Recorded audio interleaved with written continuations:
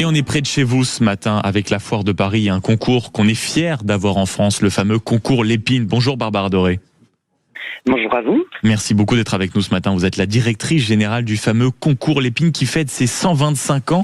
La question est un peu vue et prévisible, mais qu'est-ce que ça fait 125 ans de concours Lépine? Qu'est-ce que ça raconte de la France et de ce rapport avec ce concours, l'innovation, la création, l'invention?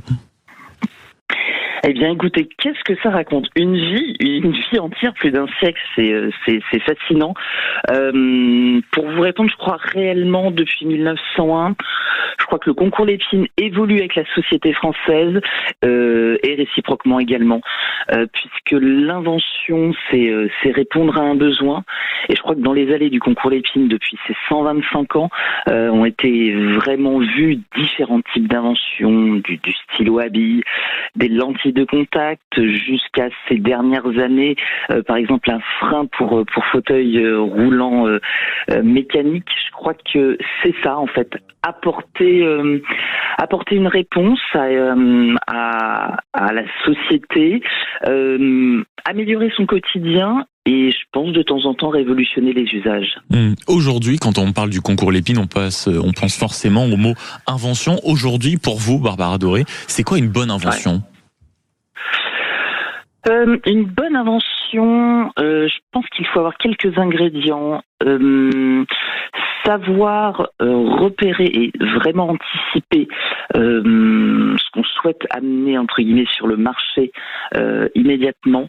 Je pense que c'est vraiment une question de timing. Il faut que ça soit au bon moment et il faut que ça se déploie assez rapidement. On dit qu'un cycle économique, généralement, un produit va se déployer sur 3 ans. Je pense qu'il ne faut pas être trop visionnaire, trop voir de loin, trop pour avant-gardiste, dans 50 ans, et trop avant-gardiste évidemment. Donc je pense que c'est vraiment le bon moment.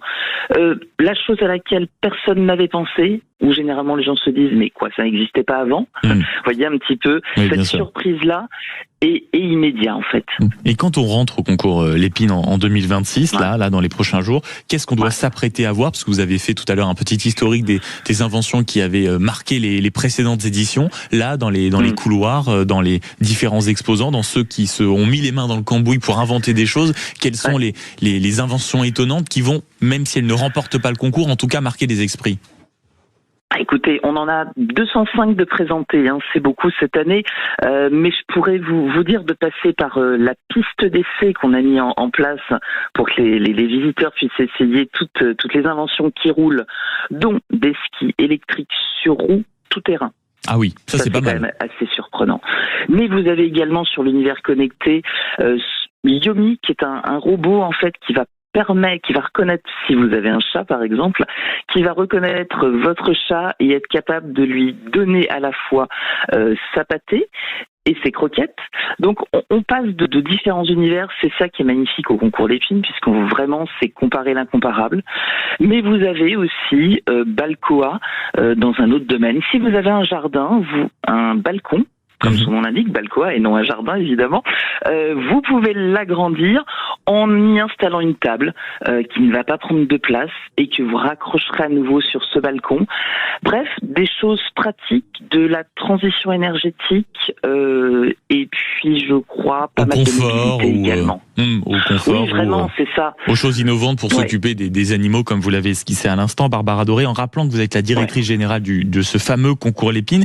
Qu'est-ce qui a le plus changé? Alors j'allais dire en 125 ans certaines choses, mais vous, depuis que vous officiez en tant que directrice générale de ce concours dans les dernières années, qu'est-ce qui a le plus changé? Est-ce que c'est le profil des inventeurs? Est-ce que c'est la nature des inventions? Ou c'est simplement cette idée de marché qui a tellement changé qu'aujourd'hui, d'une année à une autre, c'est vraiment déjà plus la même chose? Écoutez, je crois que vous les avez quasiment tous cités, c'est vraiment un peu tout à la fois. C'est effectivement une évolution du besoin, donc vraiment des évolutions de typologie d'invention. Au siècle dernier, moitié du siècle dernier, c'était la domotique vraiment à fond, tout du moins l'électroménager, surtout si on veut rester dans le vocabulaire de l'époque. Mais on a aussi un changement évidemment de typologie d'inventeurs et d'inventrices.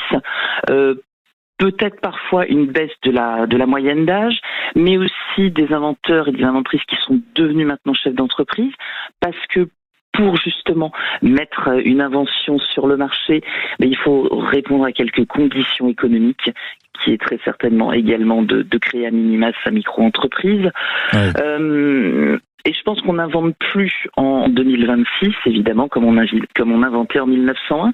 Tout évolue, d'où mon propos du début, le concours Lépine évolue avec la société. Et donc, on l'a bien compris, le concours Lépine fête ses 125 ans, c'est à la Foire de Paris, et donc c'est notamment au niveau du parc des expositions. Merci beaucoup d'avoir été avec nous, Barbara Doré, directrice générale du concours Lépine.